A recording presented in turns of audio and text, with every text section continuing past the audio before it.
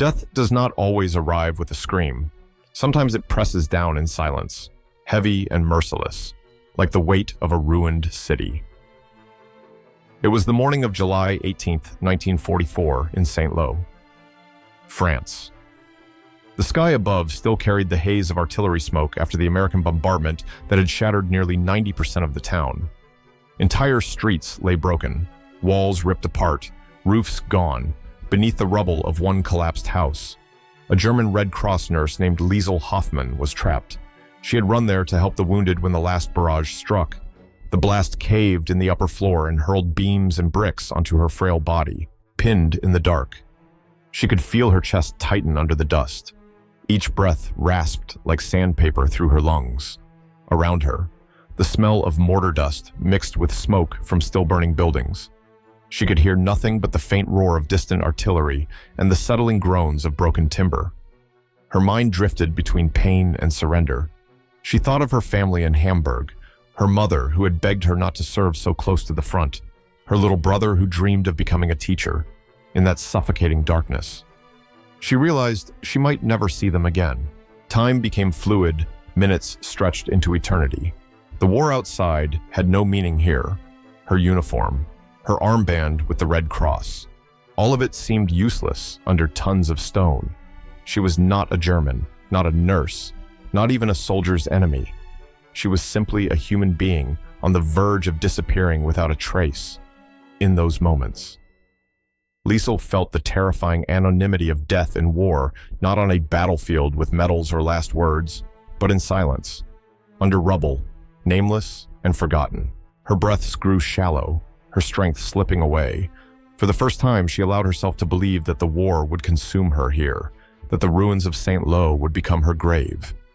Yet, amid despair, a fragile thought pulsed if someone could hear her, if some miracle allowed a sound to escape her lips. Perhaps fate would grant her a final chance. If you value stories like this, don't forget to like and subscribe. It helps preserve forgotten chapters of history. Tell us, where are you watching from, and what time is it right now? The ruins of Saint-Lô seemed to breathe in uneasy silence. After the bombardment, American infantry from the 29th Division moved cautiously through the streets, stepping over bricks, splintered beams, and the occasional helmet lying half-buried in dust. The smell of cordite still clung to the air, and every corner held the possibility of sniper fire. Yet what broke the silence was not the crack of a rifle, but something almost too faint to believe a muffled cry, as if the city itself had whispered. Private First Class Anthony Russo, a 22-year-old from Brooklyn, stopped in his tracks. He motioned to his comrade, Sergeant William Harker, a farm boy from Kansas.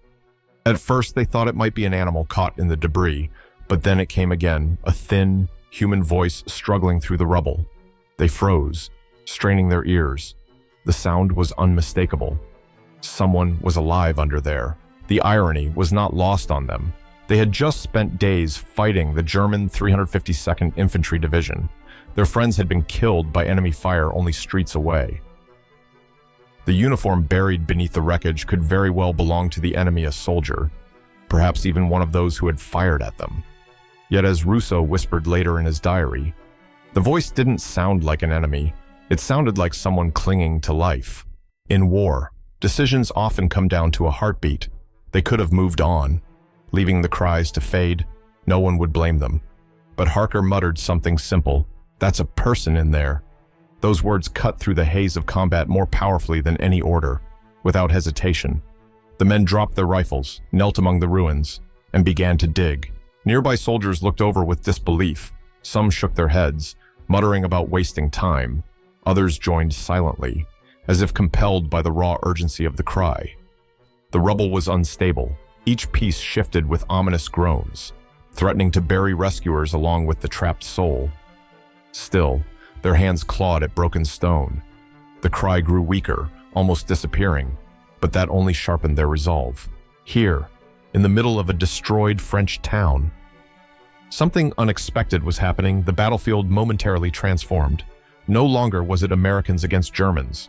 It was the living against death, and the soldiers had chosen their side. The rubble did not give way easily.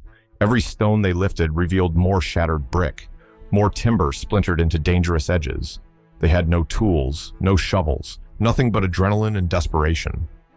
So they dug with their bare hands, skin tore open against jagged bricks, nails bent backward, blood mixing with dust until their hands looked more like raw meat than flesh. Still, no one stopped. Private Russo later scribbled in his diary, "My hands were bleeding, but I couldn't feel it. All I could hear was that faint cry, fading, and I thought if we stop, she dies, and it will be like she never existed." He was not alone in that thought. Sergeant Harker pulled so hard at a beam that the wood gashed his palm, yet he bit down on the pain and kept tearing away. Another soldier muttered curses under his breath, not at the enemy, but at the stubborn weight of stone. Minutes dragged on, each one more dangerous. Dust filled their lungs. The ruins shifted and threatened to collapse again. Yet there was a strange rhythm to their struggle, like miners trapped in reverse, trying to break into life rather than out of death. A lieutenant watching from nearby shouted that they should pull back before the structure collapsed on all of them. Nobody listened. The voice beneath the rubble had become more important than orders. Finally, a gap opened. Through the narrow slit, they saw movement, the trembling of a pale arm streaked with soot. A hush fell over the men. For a moment, the war receded into silence. Then came the surge of urgency again. They clawed faster, with a kind of frenzy, ignoring the sting of torn flesh. By the time they widened the opening, the soldier's hands were shredded, dripping blood onto the same stones that had nearly killed her. The nurse's voice was now barely more than a whisper. Her lips moved, forming words in German no one understood. But the tone was clear pleading, clinging. In that moment, she was not an enemy uniform. She was the fragile thread of life, and they were the only ones who could keep it from breaking.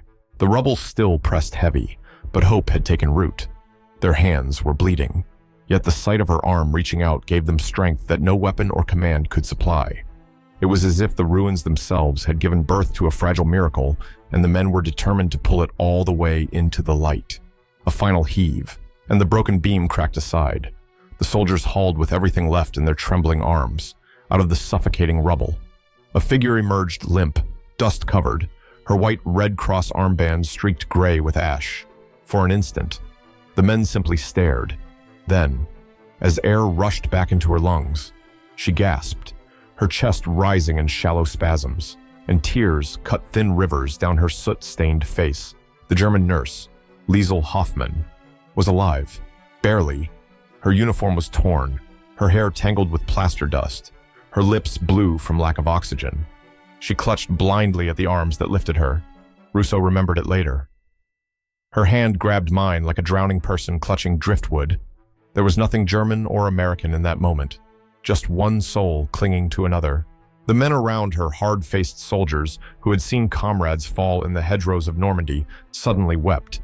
Some turned away, embarrassed by their tears. Others let them flow openly, streaking down cheeks already smeared with grime. For the first time in weeks, they felt something beyond exhaustion and hatred. They felt relief, fragile and fleeting, but real. Liesel's eyes fluttered open. For a moment, she seemed confused by the helmets and uniforms surrounding her.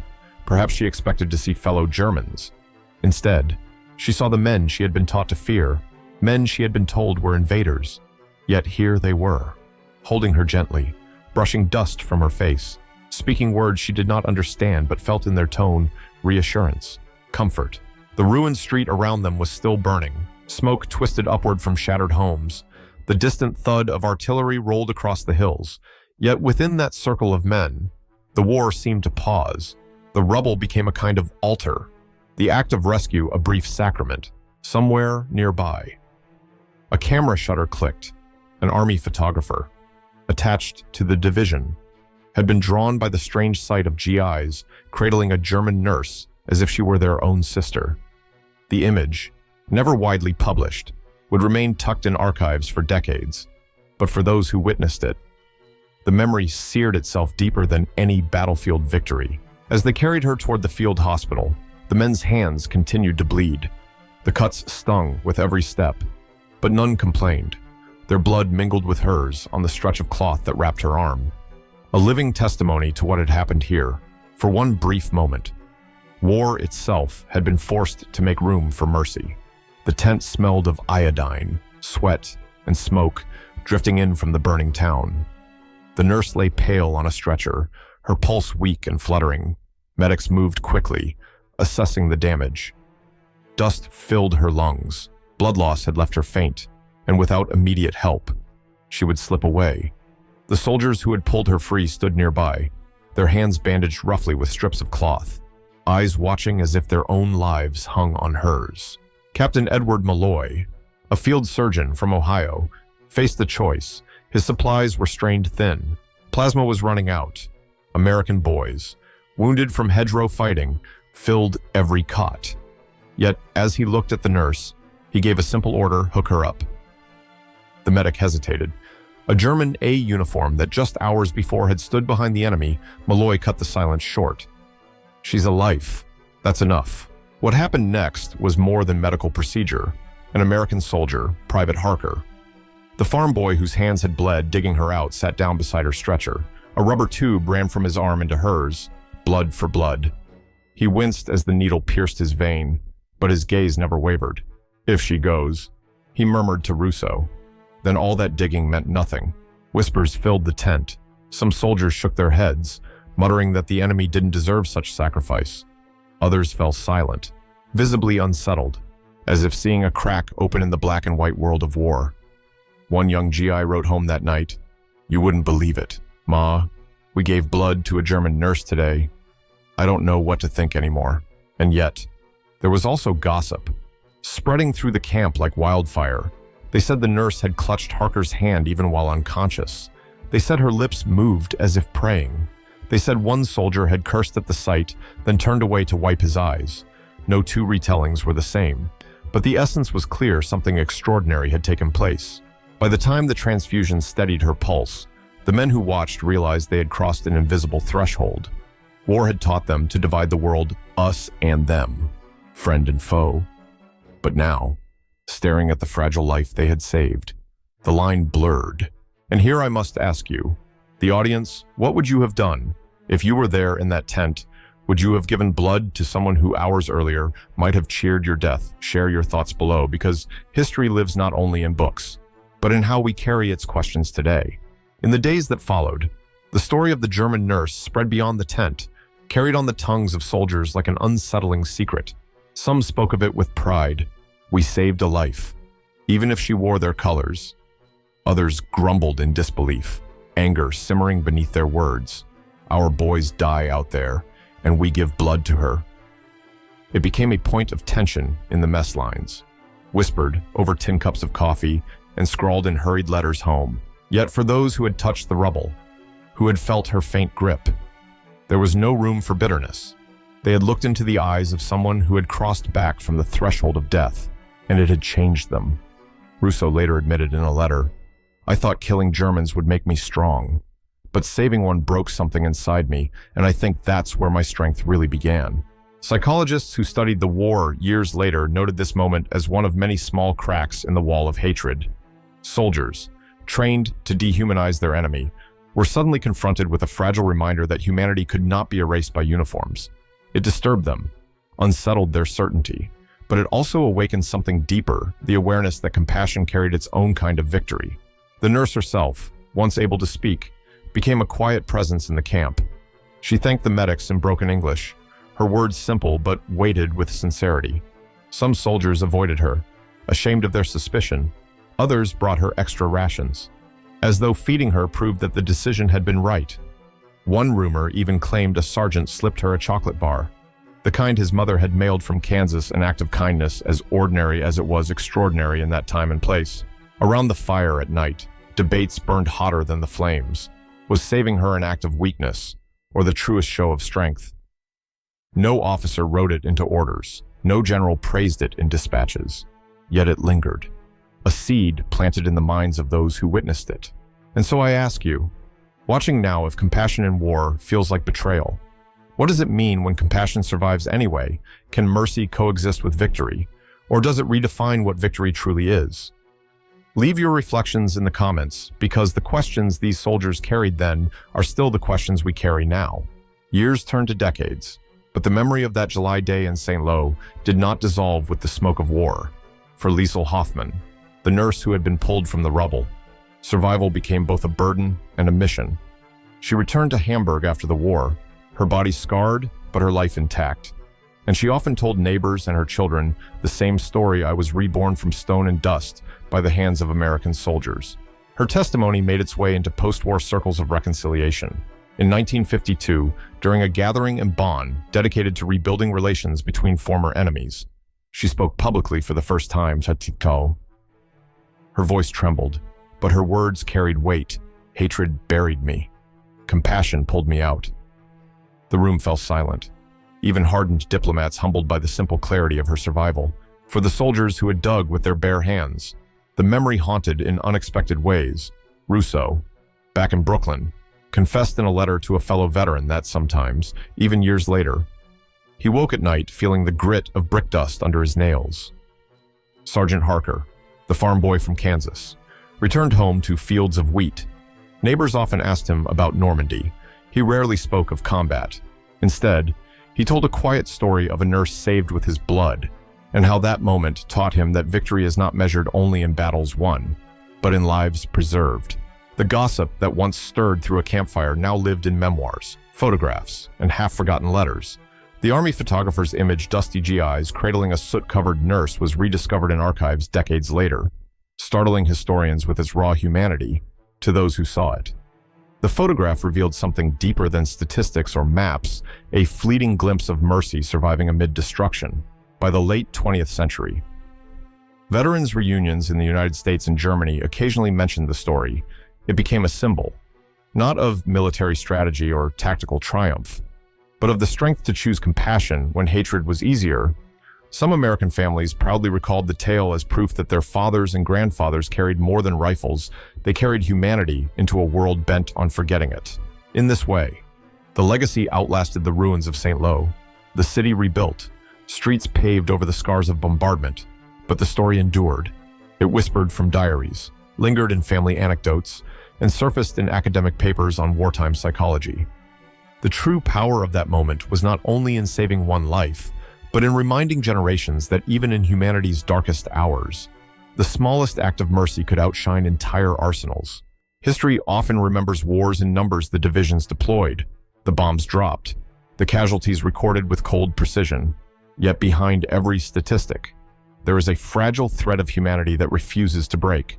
The story of the German nurse buried in rubble, pulled out alive by American hands, torn and bleeding, is not about strategies or victories.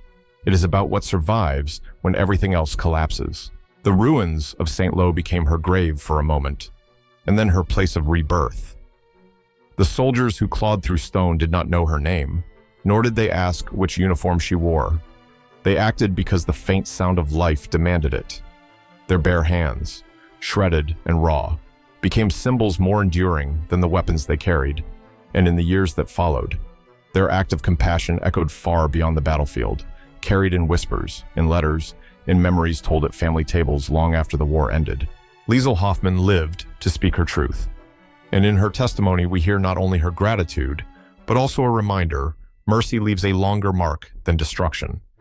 The bombs that leveled St. Lo are gone, their smoke dispersed into forgotten skies, but the image of Americans lifting a nurse from dust, of blood given from one body to another, remains unshaken. Perhaps this is the quiet lesson history hides, that victory measured only in conquest fades, while victory measured in compassion endures. The men who saved her proved that even in a world split by hate, humanity could still break through, fragile yet unyielding. And so, as night falls and this story closes, may we carry its question into our own lives when the rubble presses down and silence threatens. Will we choose hatred, or will we choose to dig with our bare hands?